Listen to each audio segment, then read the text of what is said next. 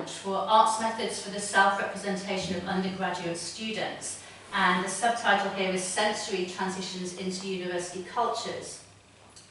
So, my starting points began about 2016, when I started thinking about how people from underrepresented groups often have a difficult time settling into their studies at university, and can think about how it's difficult to do that, and how we all could be using more creative methods to help people settle in. So I started focusing on how these intersectional experiences of students in minoritized groups, racialized minorities with gender disparity, for example, students from low-income backgrounds, could be assisted.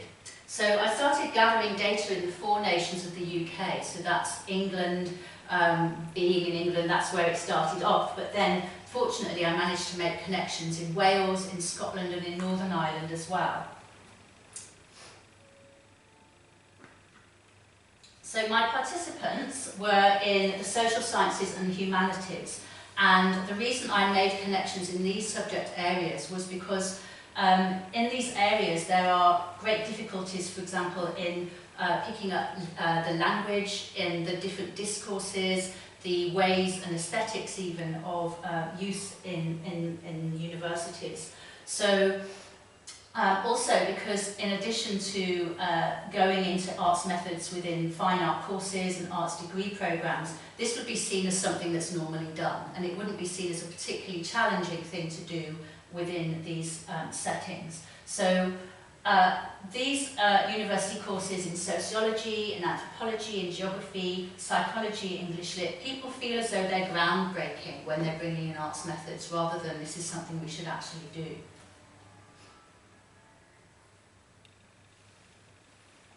So in terms of the connections between extracurricular and integrated arts methods, so these participants are arts educators who are working in universities, often in elite universities. So for my purposes, so that I could get everybody to speak freely, I've anonymised the participants. So when I'm talking about River University, that's actually an elite university in the UK, in England.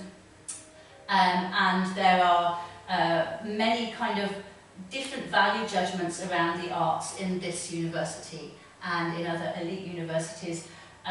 It's more difficult for people from underrepresented groups traditionally to get into Russell Group universities in the UK, and so I had to kind of broaden my outlook into who I was interviewing to include Russell Group, what are called young universities, so people who work in universities that have been started up since 1992, and also Goldsmiths is a post-94 group, so that's what it was. It wasn't either the Russell Group or what's now called a young university. So there was some movement between the participants, and some of them had actually studied at elite universities and gone to work in young universities. There were also participants of colour, people of colour who had a very different experience of going through their own education to the white participants who were acting as allies to people of colour and underrepresented groups. So in order to think about what is sensory transition, this is a good starting point potentially for understanding my book, in that I'm hoping that it's seen as a new addition to a field of understanding transitions into university cultures. And my position is that all starting points in universities, all beginnings, are sensory transitions. When we come into a university environment, we're using our sight, we're using the sounds that we hear, we're feeling things, we're hearing things and smelling things, and all of these senses come into play in our beginnings at university, assuming that we've actually got to university. And if we haven't, sometimes the sensory relations to university are too difficult in the first instance for people to even start. So I'm going to read a tiny bit from my book, and if you've already got my book, then you'll know where I've got to, but it's also on the table. There are a few display copies, so this is on page 12 and 13. If you want to have a look, there's a few books in here If you wanted to turn to page 12 and 13, this is what I'm reading from, and it's What is Sensory Transition? So, starting university, each student encounters their feelings about new learning environments and the cultural discourses that act through these spatialized architectural constructs. Universities present as powerful and knowledgeable gatherings of people, places, and physical and intangible matter. Each student has access to varying strategies for adjusting emotionally, intellectually, and physically to their beginnings at university. Situated in these beginnings, arts practice connects with layers of memory, environmental factors, and emotive reactions that are often felt but not always vocalized. Through these connections and expressed factors of difference, arts practice helps to bring about fulfilling sensory transition. Connecting with the term transition are descriptors such as inside-outside, liminality, and the concept of movement back and forth along a transitional bridge. And that's from Lysiandro et al., and that's international literature relating to experiences enabling courses in America, Canada, and in Australia and New Zealand that are also thinking about how we can assist transitions into university cultures for underrepresented groups. So transition happen among existing communities, knowledges, cultures, and the new experiences of being at university. Factors of difference in the lived experiences of minoritized groups are the focus of Chapter 3.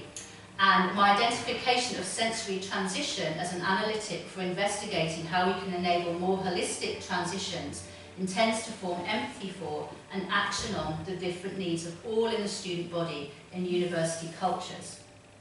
In this book, I aim to demonstrate how positive sensory transitions happen when connective expression of the senses is enabled through arts methods, and practice in the arts helps to build collaborative communication in the initial strangeness when we are learning how to represent ourselves in new environments.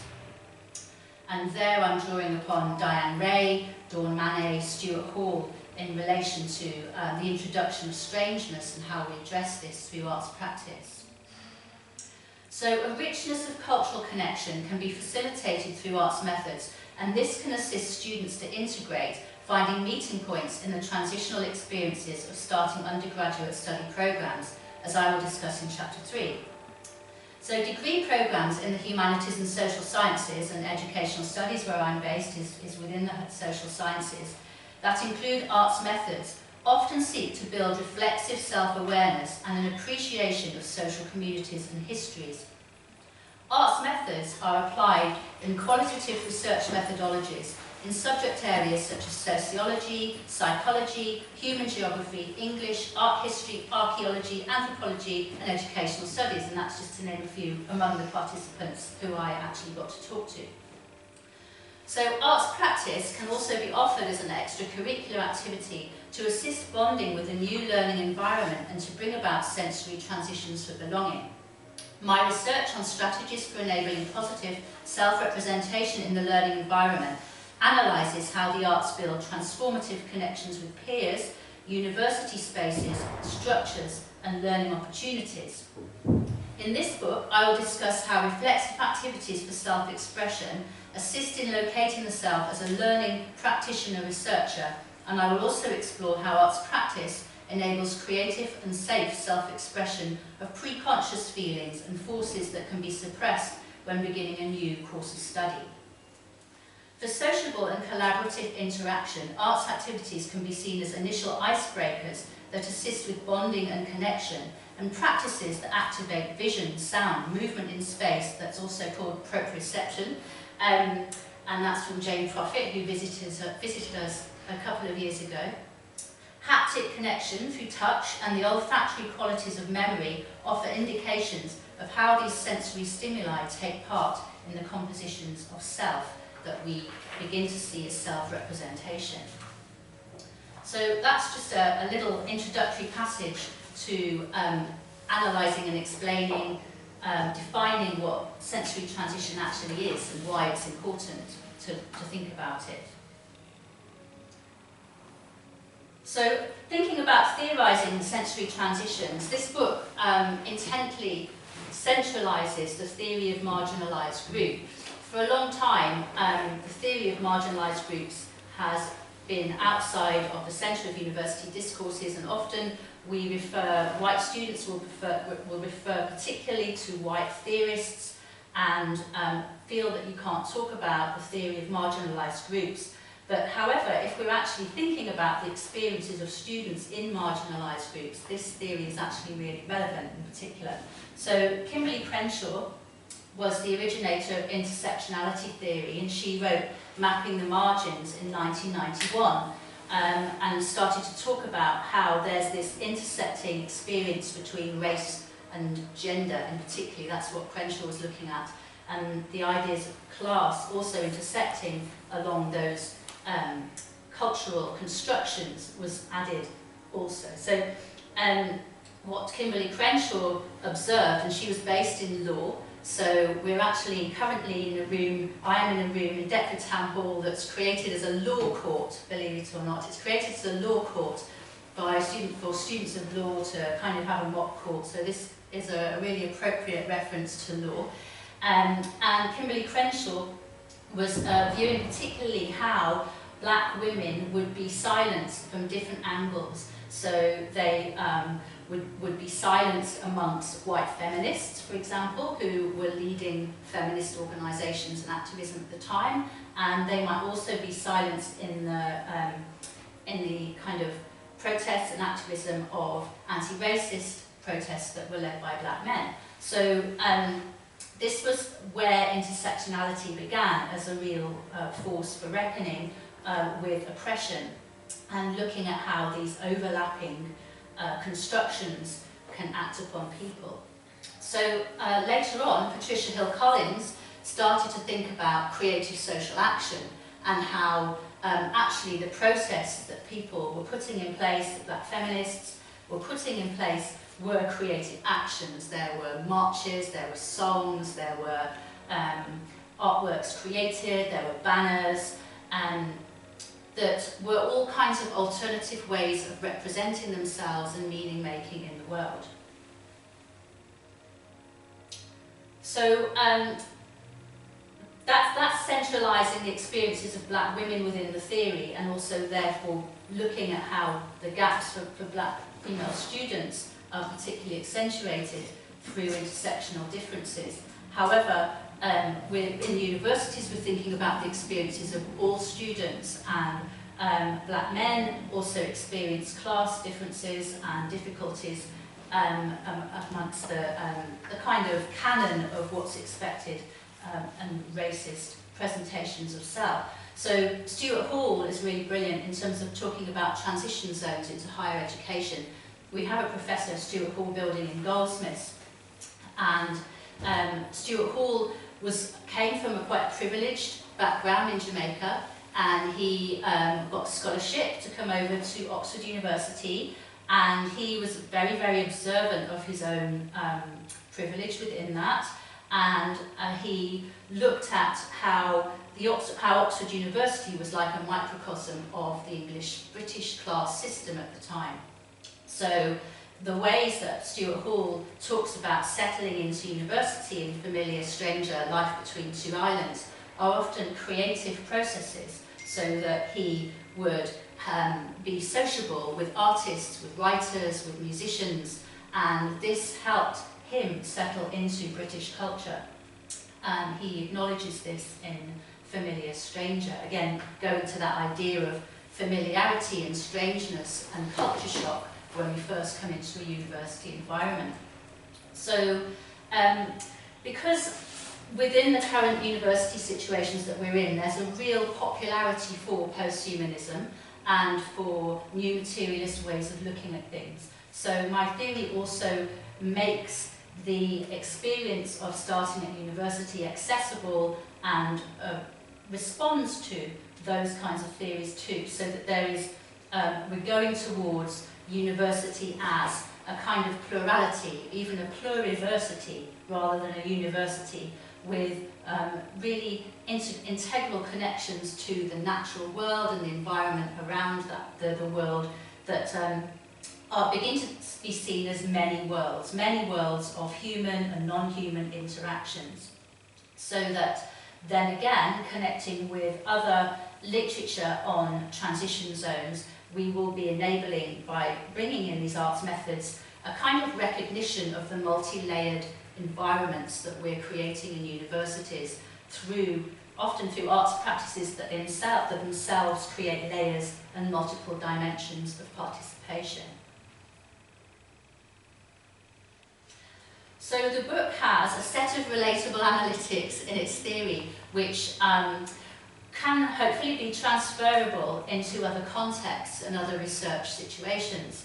So I talk initially of arts as self-representation because when I did my PhD, so that's going back to 2012 now, and then when I started this research, I was looking particularly at Foucauldian theories of arts of the self, and Dennis Atkinson, who's in the audience, will remember this. So that there is within this sense of self-representation, there are ways of offering challenge to the normative expectations through self-care, through frank speaking, or parrhesia, which is freedom of speech, and that these are really important to be able to represent oneself in arts of the self. However, that kind of theory is poststructural theory, is acknowledged by people working with intersectionality, for example, Patricia Hill-Collins and in some ways Kimberly Crenshaw, as assisting understandings of intersectionality in that the various oppressions that people are experiencing are socially constructed. And this is an understanding from poststructuralism that's kind of carried over through into intersectionality.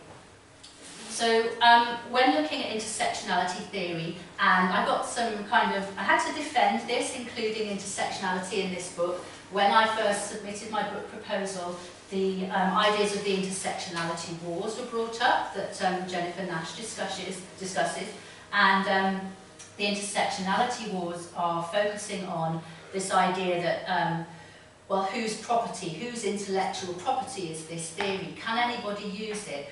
Who is being left out if we use it? And so, as I said initially, because I am referring to the experiences of minoritized groups such as black female students, it is intently relevant. However, we can begin to think about how these intersections for dimensionality also work and play across mixed communities in urban settings, mixed interracial families, and different sexualities, for example, to get a sense of the different dimensions that are at play.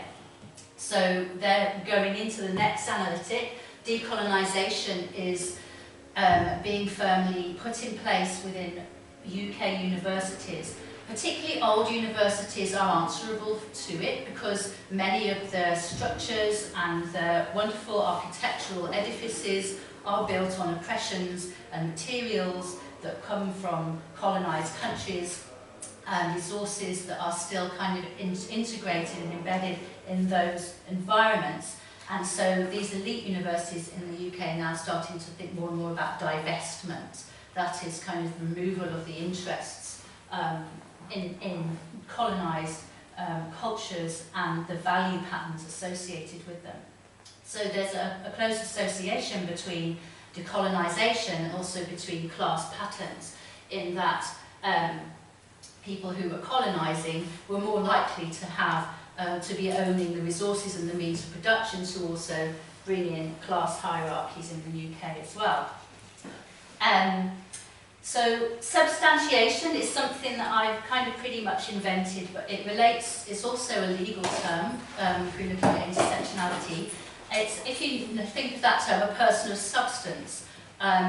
When somebody goes into a university setting and they're from an underrepresented group, they may not feel confident. They may feel kind of that they're in a kind of fairy tale situation that doesn't belong to them. And so becoming a belonging person within that situation means that you are substantiating your presence, you're getting a sense of your own substance. So referring to an example from a friend of mine who's now an eminent professor at an elite university, was told when he was studying that he had no culture because he had been to a state school. And this is 30 years ago, but there's still a sense where, amongst my participants, that minoritized groups of people are feeling as though they don't have a culture when they come into elite universities, because there isn't enough reflection of their cultures within those universities.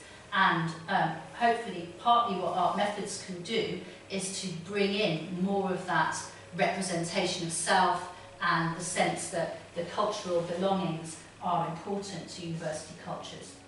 So again, going back to posthumanist theory, assemblage and effect is my last analytic there. And I see universities as assemblages, and the groups and actions within them as motivational assemblages. And this particularly comes into play in the last part of my book when I talk about how student-led societies act as motivational assemblages as well, in addition to the curricular and extracurricular activities that are put in place by lecturers. So, right,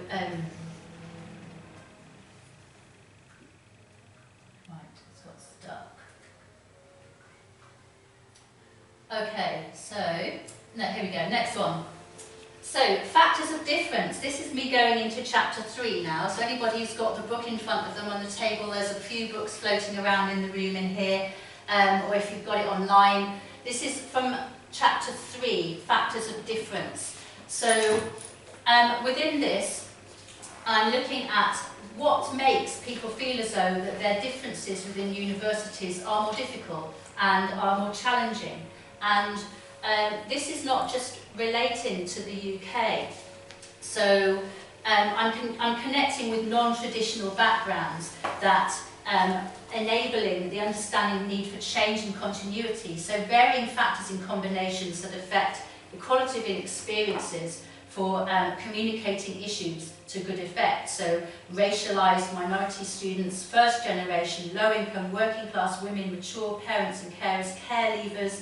I'm reading off a whole list here, but you can see that all of these students will have a different interface with starting university than people who have generations of graduates in their family and feel very comfortable when they start. So another big difference within the UK is the academic and vocational divide. So that the traditional entry route for university is to have a few A-levels in England, and in Scotland it's to have Scottish Highers, which are meant to be even more difficult than A-levels, and there's 5 of them. So it's that's the traditional route to be going to university.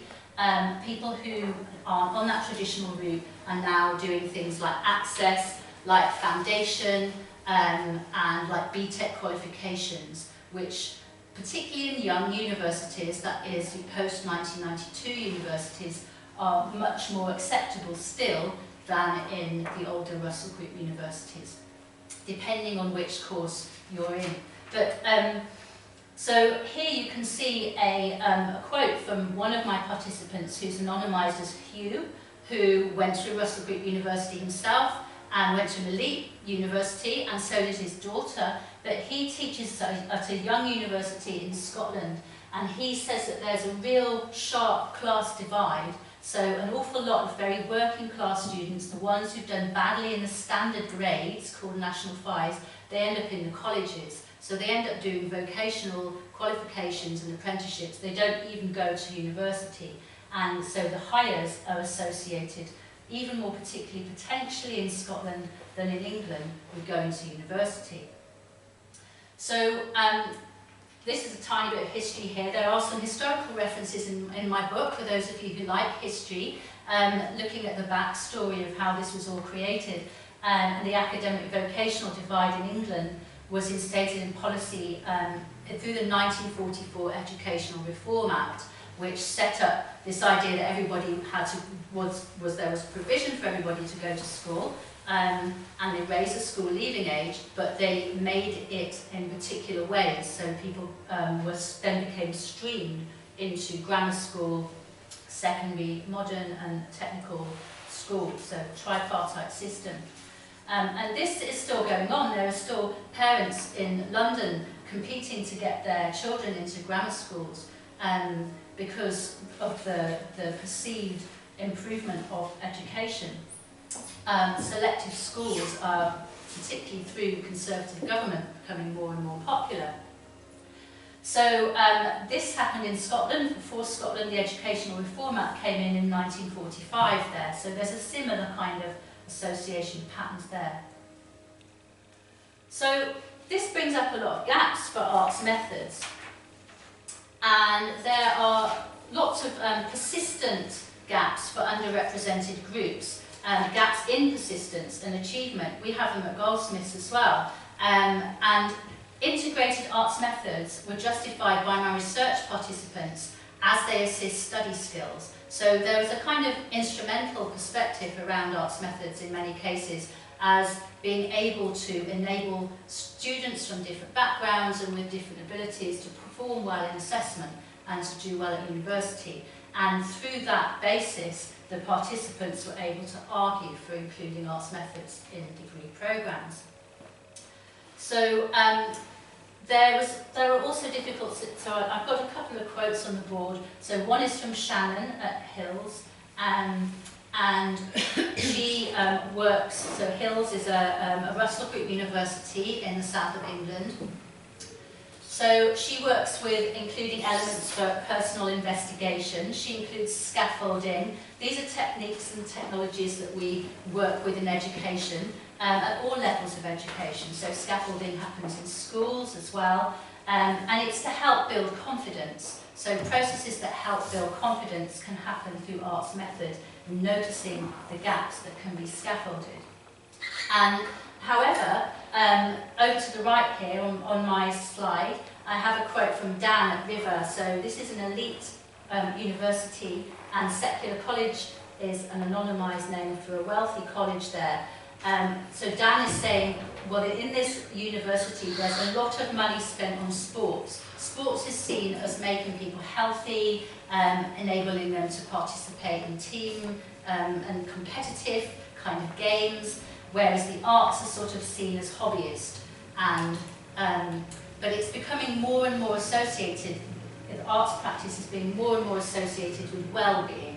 So where Dan runs or rather facilitates these art spaces in this college that have been going for some decades now, he often who's starting to get pastoral referrals by a tutor, personal tutor will say, oh, this student's having a difficult time, can she come and make some work in your art space? And so it's kind of opening up a more lateral space within an elite environment, admittedly, for arts practice. But so my argument, and I suppose Dan's argument, people who work with Dan, is that these experiences could be made more accessible across that university, but also across other universities.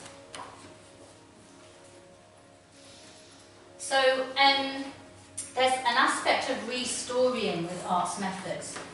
When underrepresented students arrive at university, they might perceive themselves initially as being racialised or categorised or bracketed in particular ways that are not comfortable for them.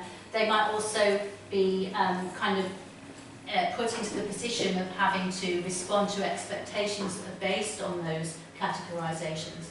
So certain arts methods are being used to help restore this presentation of self, so self-representation.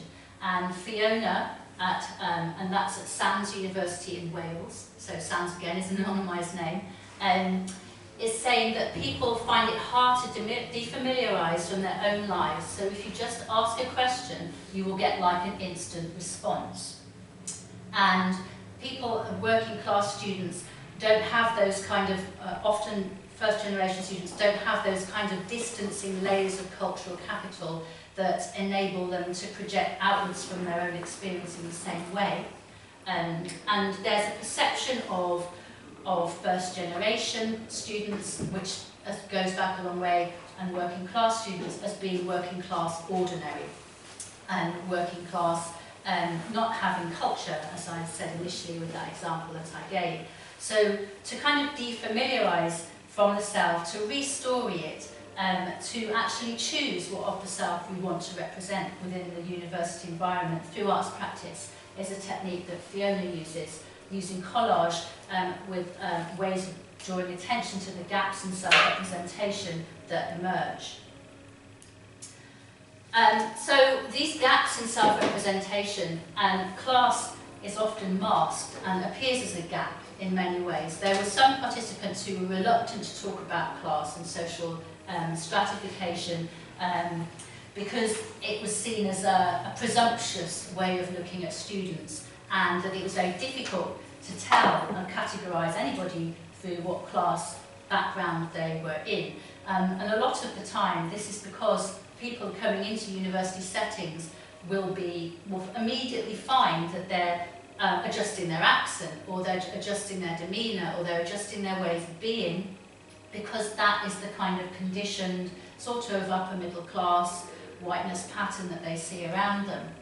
So Max, who has only lectured at the elite universities, River and Lanes, says that class is insidious, and he referred to Beyond the Fringe, which I hadn't heard of, but it's a comedy programme by Peter Cook and Alan Bennett.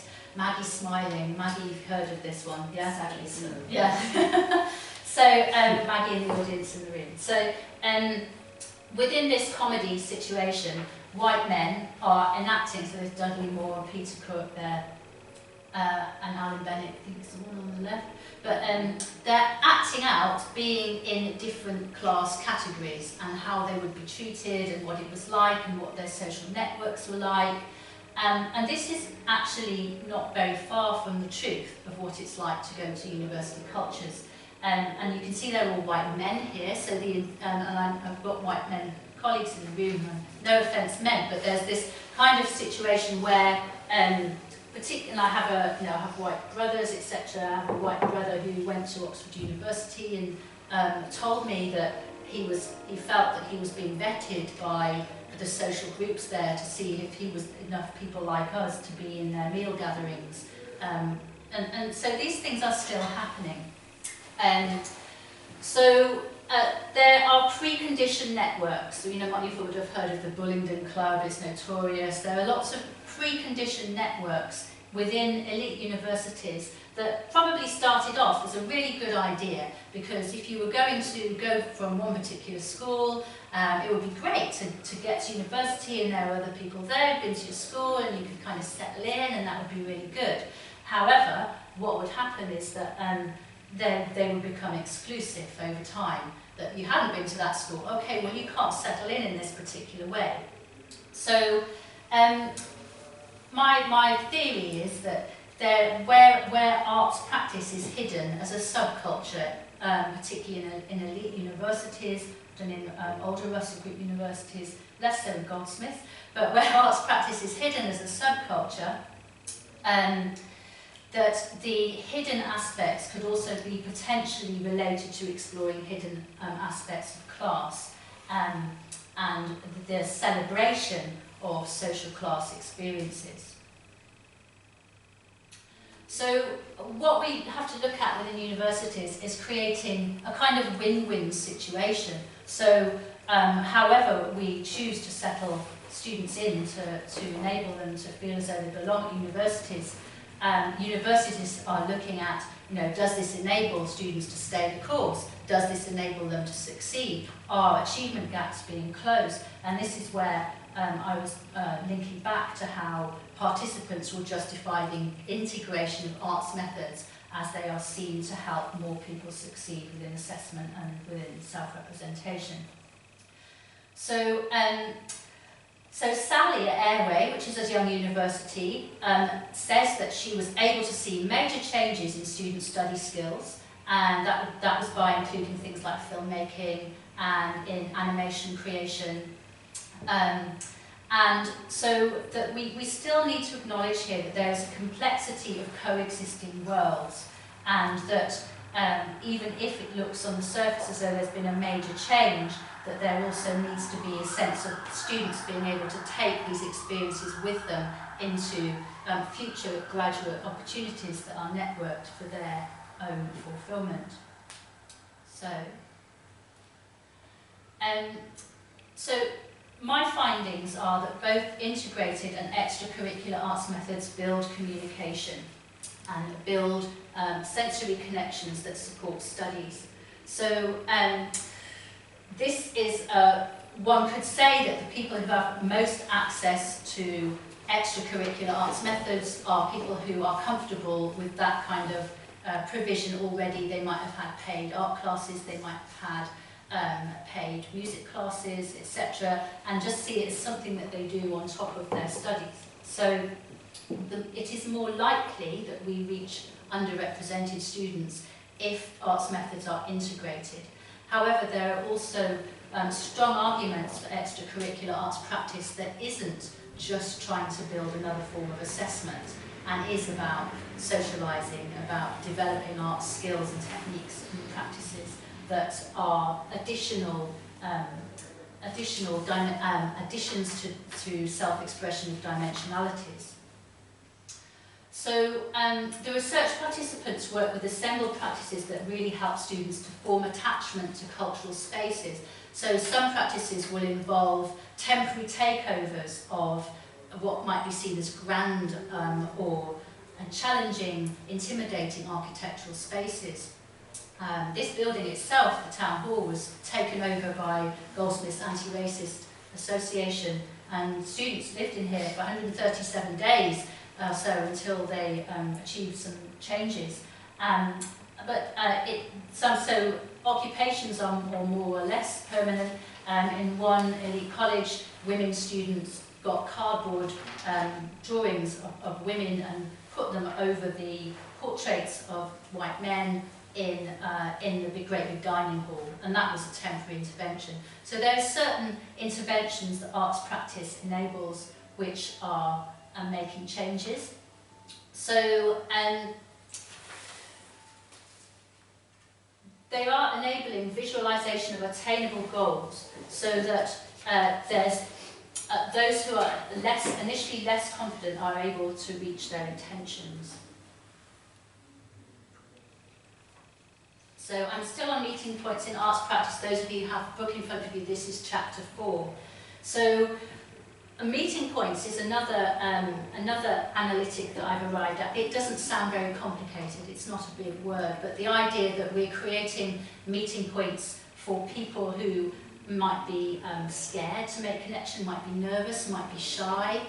This is another factor for underrepresented groups, in that people who've worked themselves into a university place may have done this in isolation. They may have done it not with much contact with other people, and therefore their kind of study patterns are kind of focused on that intense solo type work. So to actually move out into collegiate, sociable, caring spaces needs some encouragement, and arts practice can enable this in transitional spaces. Now, you might think, okay, well, Miranda is arguing this, it sounds like she's on a kind of political soapbox in doing so. But actually, I think these are methods that I've observed happening among 10 universities, and that they are making realistic changes.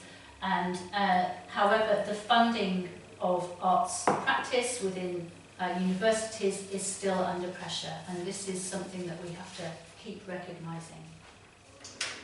So artworks themselves are now becoming representative meeting points, and Hugh, one of the research participants, kind of lamented the dour qualities of the university that he was working in, and said we could have students' artwork all around this university. We've got students making wonderful films, making wonderful paintings, but none of that artwork is actually present for other people to see.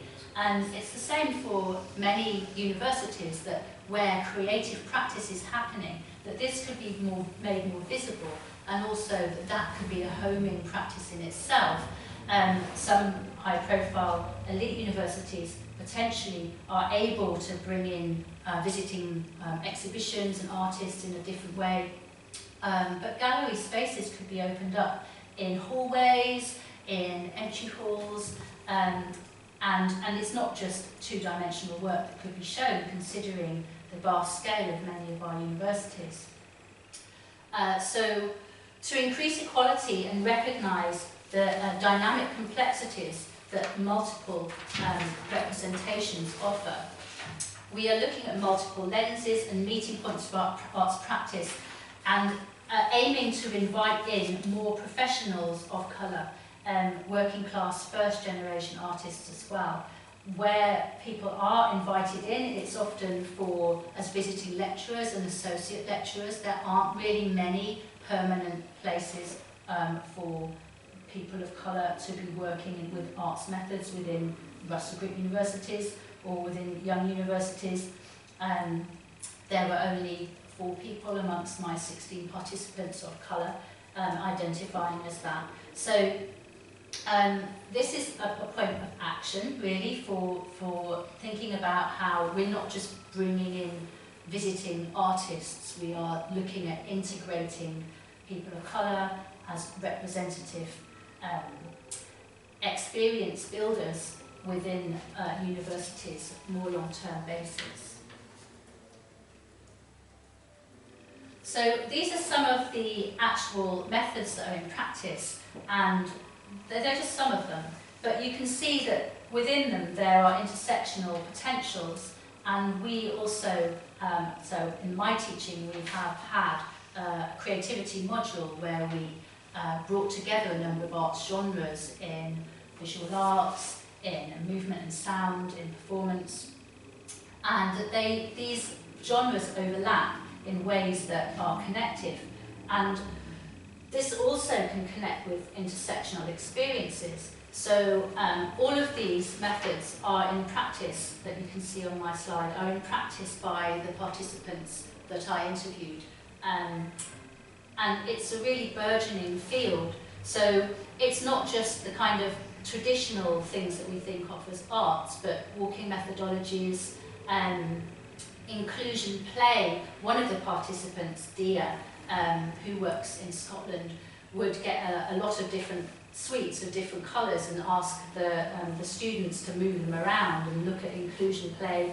There's a sense of actually having to accommodate human needs and student needs in the changing living costs environment, where sharing food and growing food accompany things like making art as well, because many people will be too cold or too poor to often come into university, so there has to be some kind of give and take and exchange with, particularly with commuter students, for example, students who are parents, to encourage the belonging within cultures of university spaces.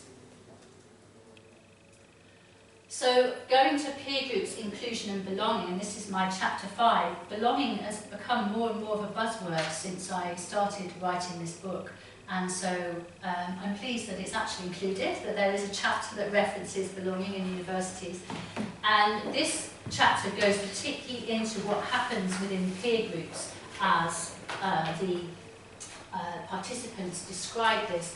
Now, I could say here that I didn't actually get to go and interview students. It would have been brilliant to be able to, but the data protection laws have changed so much now that it's very difficult even to interview your own students, let alone trying to go into 10 different universities saying, hi, can I come and interview your students from underrepresented groups? Because it just really wouldn't happen. So this is why initially I've spoken to lecturers. I think potentially an independent organisation such as the Runnymede Trust or the Sutton Trust, they could go into a number of different universities as independent researchers, but somebody based within a university, it starts to set up certain vibes of opposition if one was to do that with current students. So the way that I worked with this as an issue for my research was to first of all talk to the lecturers, as I've said, about their experience with students, and then I also analysed the publicly available information on student-led societies that's in the National Union of Students. So, but that's in the next chapter. So for peer groups and inclusion and belonging, it's looking particularly at how preconditioned social groups can be unpacked. And it could be that things are very insidious, as Max said. It could be that discussions around going on holiday and flying away on holiday, or living in halls that are more expensive than other halls, can kind of separate social groups and precondition them. It could be, this is in addition to the school networks. And it could be that there are ways that the communities of universities are enabling students to feel more of a sense of equality by participating in arts methods. For example, between River and Riverside universities, there are interdisciplinary projects created between the art college students of Riverside and the kind of academic, seen as academic students of River University, who create collaborative drawings and interventions, sometimes working with scientists as well because they have the option to do so. So that there's more sense of inequality and lateral experiences of students in what can be called motivational assemblages, and that's that term I referenced initially in my discussion of analytics. So adaptive potential is created, I think, in this interdisciplinary practice, which can relate to what De La Cadena and Blazer call the multiple worlds of experience, or the pluriverses, the pluriversities of HEIs. So, community and student leadership. This is my chapter 6. Those of you have the book already. And this is where I start to bring in this relation to what are students actually doing. And it really is eye-opening. If you go to the student union pages of universities, there are many, many different groups, student-led groups, that are particularly organised around what are seen as minoritized self-identifications. So they might be within cultural organisations, they might be working around sexuality, they might be working around being commuters or parents, or they might be working around disabilities. And sometimes there are creative societies also that have an intersectional view of how that membership could be developed. Also intriguing potentially is that they're out of the 30 universities I looked at for this chapter, that 15 of them had intersectional feminist societies. So intersectional feminism, that is that theory that I related to right at the start, that was brought in by Kimberly Crenshaw, is particularly popular among students, and it seems to be more integrated within student cultures than one would expect by the amounts of references that we see to it within, say, educational studies. So student-led learning communities are creating social learning spaces, and in this theory I refer to Wenger-Trainer and Wenger-Trainer. So Etienne Wenger started off with the communities of practice idea and then became more and more interested in how social learning spaces are enabling people to make a difference to their times in studying together or working together. So when dimensionalities of class, gender and race are important to students, it is quite clear that they are building groups that are enabling meaningful connections, but it's difficult to see as from an external perspective who is actually being reached within that, and there are maybe still people who could, as Shannon at Hill said, go under, be not noticed, or not be able to swim, as Dan said, at River University. So this is where the safety nets and the integral practices that we develop as lecturers, as pastoral tutors, are also important, and where universities are called upon to help resource different groups of students. So creative practice, as we know, enables a kind of decompression in very intense, pressurised working spaces. Some of the elite universities in England are expecting students to write an essay a week, and that's quite a lot to do.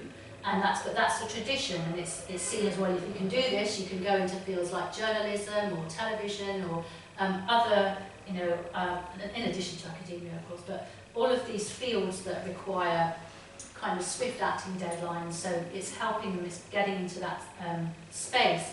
But for example, if someone is experiencing a culture shock, is not able to move with that motion, then a kind of decompression and breathing space through arts practice actually helps, in addition to being able to do this.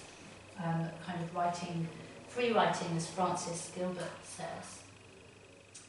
So, now I've come to a kind of place in this presentation where I'd like to open it out to people's discussion. And in my invitation, I asked people if they would like to bring something that helps you feel at home or to represent yourself. So this might sound like, oh, Miranda's asking us to do something like she'd ask the students to do, which is partly true. I would ask my students to do this. But I mean, I've brought a couple of things. I've brought a painting of my nan and I. It's hanging up on the wall here. I did it some while ago when I was doing some paintings on family photos. And in this painting, I'm like 13 or 14, and I've made a cake, and I'm sharing it with my nan. And whenever I put that painting in a place, any kind of kitchen or any kind of room, it starts to make me feel at home. So, because it's this kind of family bonding that we experience with an ideal parent, a grandparent. My nan is wonderful, but that we have, that then is very close to us. So it doesn't bring in this affective distancing that I talk about in the book, which is sort of fostered through boarding school experiences where children might be sent off at a very young age to be apart from their family, whether their families are lawyers or diplomats or whatever it is that they do that means they can't be with their families. And then affective distancing is built, which stands them in good stead for universities that run on what's like a kind of boarding school situation. It's been called that by Coombs recently. But let's say we're from a first generation family or so, we're really used to our close family contact, we're used to having images around us that make us feel at home. So bringing artworks or objects with us into these settings can change the dimensions and the dynamics, and if it were to become more permissible for a student from a first generation family or from a minoritized group to bring in cultural objects that kind of create a homing space for them within the universities, whether they make them themselves or whether they're objects they've been given, or whether it's even sometimes asking an artist to create something that helps them feel at home or belong. So this is a way of kind of opening narratives around, called my conclusion, opening narratives, because I'm hoping that this book will open discussion. And I'm not trying to monopolise a field on talking about sensory transitions, and it's not my intention to do that. But what I would like to do is open the discussion. So I've got a few images up here of artworks that to some extent have a kind of homing relation to them. So there's Michael Macmillan's The Front Room, and that was in an exhibition called Life Between Islands, and that was at Tate Modern. And Michael Macmillan created a Caribbean front room, kind of with the bright colours and fabrics and artifacts and objects that somebody from an African Caribbean background could feel comfortable with. And within that setting, he placed photographs and images that were made by other artists, so that one, as a visitor to the gallery, could go in and feel what it would be like to kind of get a sense of belonging in this space. Rose Sinclair, who lectures at Goldsmiths, has also created Caribbean living rooms in different places as well, and asked people to write Windrush stories who have experienced the spaces. So Sonia Boyce, who's just recently shown at the Turner Contemporary in Margate, is a tour de force in British art. Currently, she represented Britain at the Venice Biennale in 2022, and her exhibition at the Turner Contemporary was called Feeling Her Way, and that is that sense of feeling, finding one's way, and it being an effective relation of path making and not something that is suddenly kind of given to one, but something to track a pathway through. And then on the left there's Martin Parr, who is known for kind of photographing working class lives, and not inside spaces here, not inside institutions, not inside homes, but outside and about. And this is photographing the Great British Seaside, but representing it with Asian families, and so that it's not just with white working class people walking in the background, but there's this coexistence of worlds enjoying the same space, the same outside space, which we could be bringing in as a kind of photo voice discussion of how this works within university settings, or how it potentially could work within university settings. So I'm going to be open to questions now, and this means I'm going to have to disconnect my hybrid connection here, so I hope you've all seen enough of this slide in the room. Is that okay? Because I'll then be able to go to the chat and view the chat that comes in online as well. So if anybody would like to put a question for me who's online in the chat, hopefully you can all see that. And questions from the room in here. Thank you for my esteemed colleagues and my student Molly, who's here today as well. So, and Ben, who's also one of our wonderful PhD Art Practice and Learning students. Thank you so much for coming along today. So, if you'd like to ask me some questions now, that would be brilliant. We've even got half an hour. We've got a luxury of half an hour, because usually for the CAL events I take 10 minutes to introduce the speaker, but because I'm the speaker, you know, I haven't introduced myself, and potentially I could say something about that in that side. Usually I would say I'm the head of Centre for Arts and Learning at Goldsmiths. Usually I organise programmes of events that other people speak at, including colleagues, international art educators, artists, and we have a theme this year of All for the Arts, which is looking at how inclusivity in the arts can be approached, and so my book in a way really fits into that, because I'm exploring how inclusivity in the arts can become more readily available within universities as well, across with an interdisciplinary focus. So, questions? Any questions? Esther? I don't know whether it's a question. I'll say congratulations, Miranda. Thank you.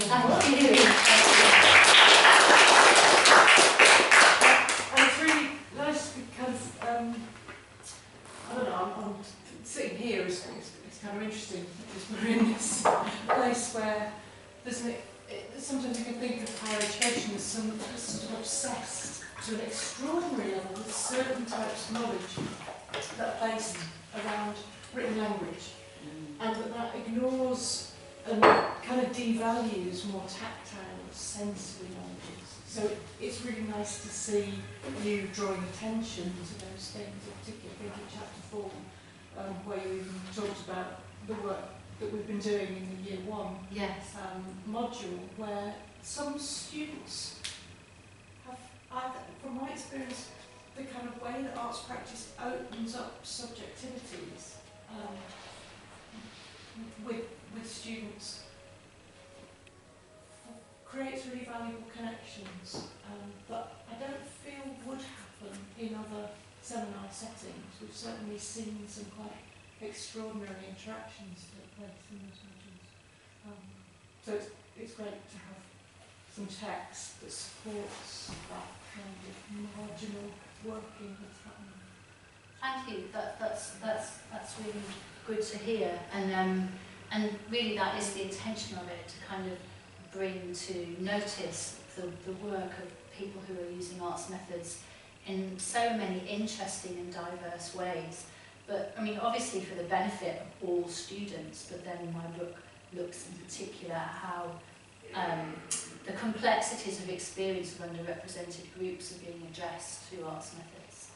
And it's ground that needs kind of constant work, But yes, it's true that kind of perception of knowledges as being verbal or as being recorded in texts, experienced as verbal texts, is something that's difficult to shift, isn't it? Particularly when we've got a situation where the arts in schools is squeezed so much. We find with our first year that a lot of students haven't had the kind of experiences of the arts before they get to us. So it's an odd thing to do at university when they expect to be coming to engage with the more language-based knowledge, and somebody's asking you to do sort of contemporary dance type things. Yeah, yeah. I think it was Maggie and then Marion. I was just going to say, with that in mind, do you ever find any resistance to this type of self-representation? You know, I was just thinking some students who might come without any or little experience because of what's been squeezed in schools and is continuing to be squeezed in schools, might they find it too exposing, for example? So that's a good question. I mean, particularly as we're finding that the kind of integration of the arts is being closed down and shut down within schools. Students who don't have parents who take them out to galleries and get them arts materials, musical instruments, etc., are more or less likely to start shutting down those aspects of interest within themselves and just think it's not viable. So yes, and we increasingly see this, haven't we, Esther, with the, say, students in education studies, for example, here, that many of them have never been to an art gallery, many of them have never been validated for anything creative that they do, whether it's, you know, mending patterns on hands, or whether it's cooking, or whether it's making clothes. All of these different aspects of creative practice haven't yet been seen as creative. So, yeah, I mean, we are seeing this in particular as a form of resistance to the essential values of arts practice. So that's where my argument for integrated arts practice comes in, because if you've been kind of brought up in communities where it's seen as actually it's not going to help you get anywhere to be studying art, because if you look at who's working in the galleries or whose work gets bought, etc., they're not from within our cultures, so what's the point? And that, in a sense, is kind of a realistic belief, because it's only now, just about now, that people are saying, well, actually, we have to make kind of positive changes within institutions, positive decisions when we're interviewing or we're opening our kind of remits for what's curated or included in practice to include underrepresented groups.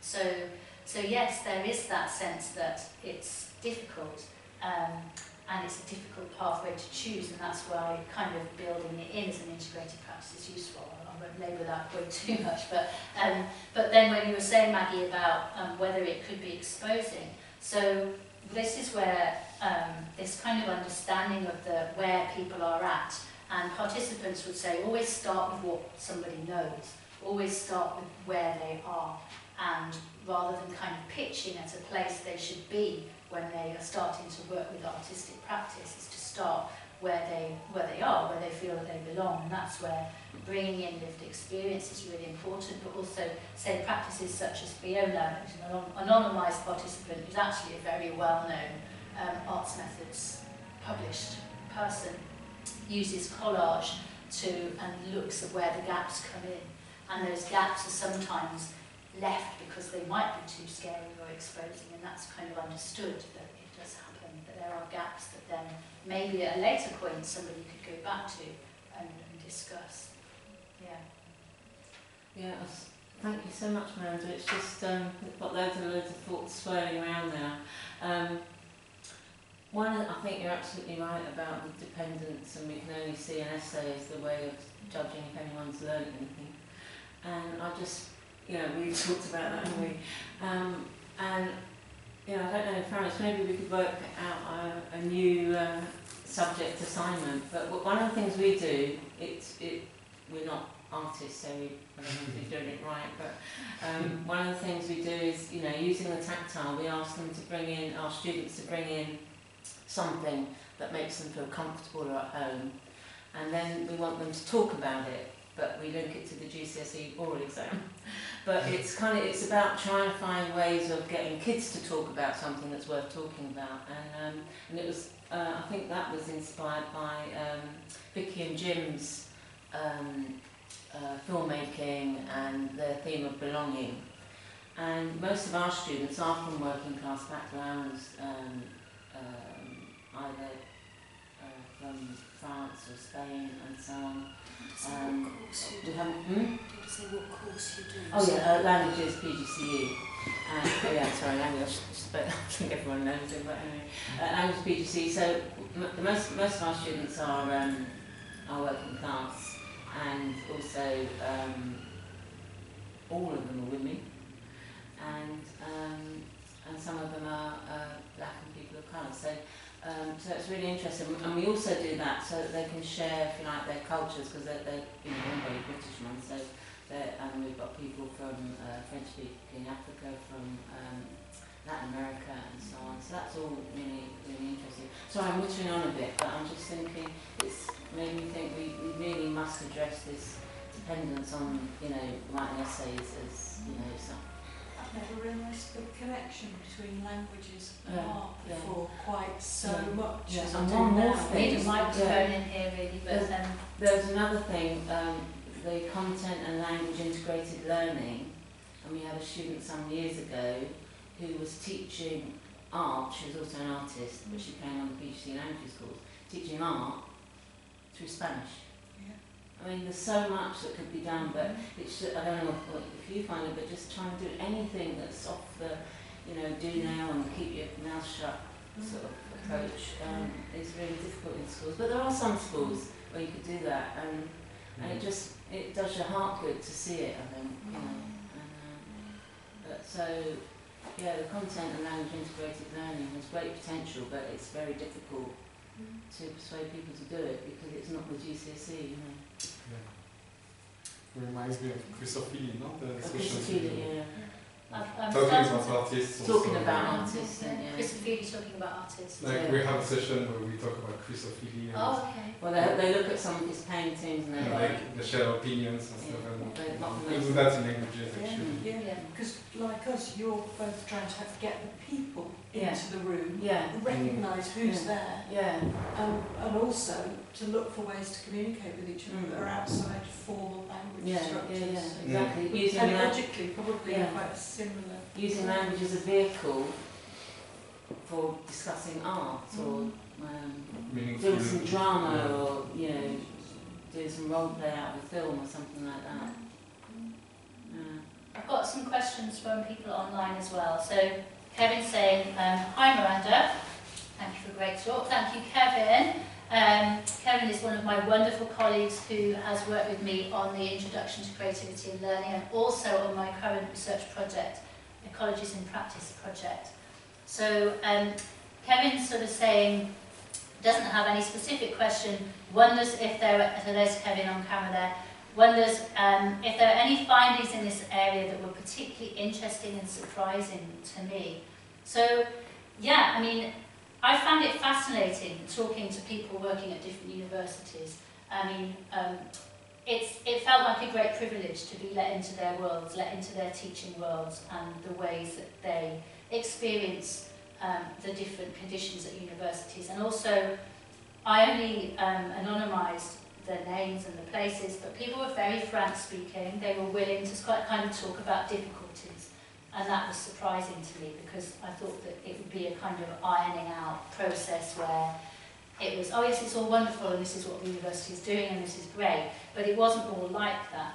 And so that was surprising and interesting for me, and I think is an interesting factor in the book.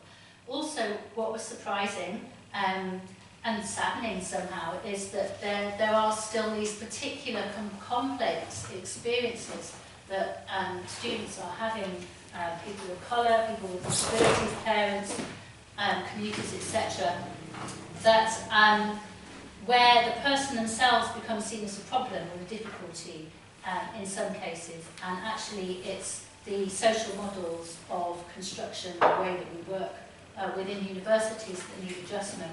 And some of the particular instances of stories, say, an example of, this is from Chris at Hills University, which is a Russell Group university in the south of England, saying there was an adult, mature woman student living locally who said that she felt she couldn't come into college, or couldn't come into university, although she lived locally, because it felt too difficult and different for her. And then there was another student he mentioned who had dyslexia as a mature woman student that wasn't even diagnosed by the university and was found out by an external organisation focusing on the experiences of black women and black students. So these things are surprising that it's still happening in this day and age. It's also surprising when participants say if a black male student were to walk into this university, he would think he was coming to the wrong place. Or into this degree programme. And these things are surprising in this day and age, and being from, as I said, growing up in a kind of interracial urban community, that these things are still happening. So the book talks about how arts methods are addressing those particular complex experiences and enabling people to express injustices and protest about them at times as well. So, going down here for questions. So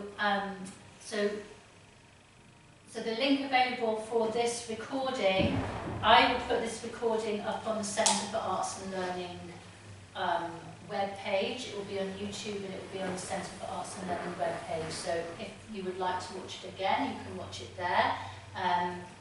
And please forgive the initial stumbling with the slides as I'm in a hybrid room. But it's all a learning curve, isn't it? So then Dennis Atkinson. So Dennis did have an experience which you will tell me about. I look forward to hearing about that experience, Dennis. That would be really interesting. I'd like to hear about that.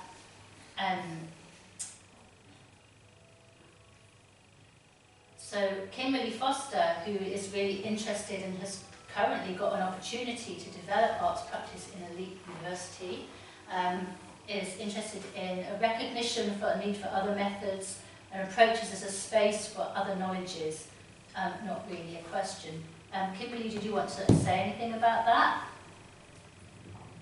Hi, thank you, Miranda, really interesting. I suppose I just wanted to say that, I agree with everything you're saying, but I'm interested in maybe how the space might be levering open and what that might mean and what this space within an elite university might be looking for in terms of acknowledging different ways of accepting difference and subjectivity and other ways of knowing, which I think is really significant to what we're talking about within art practice.